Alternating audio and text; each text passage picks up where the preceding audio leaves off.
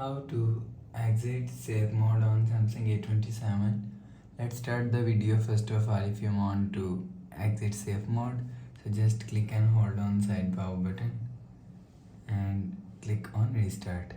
Again tap on restart. You will see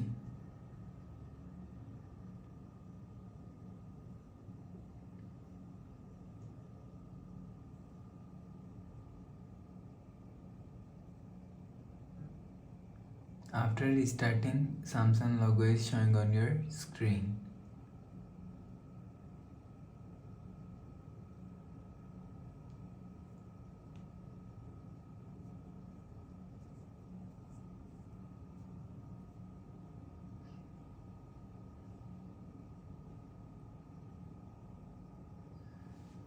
Swipe to unlock, enter phone pin. You will see safe mode is exit. After the process, go back to home screen. Please subscribe for more new latest videos. Thanks for watching.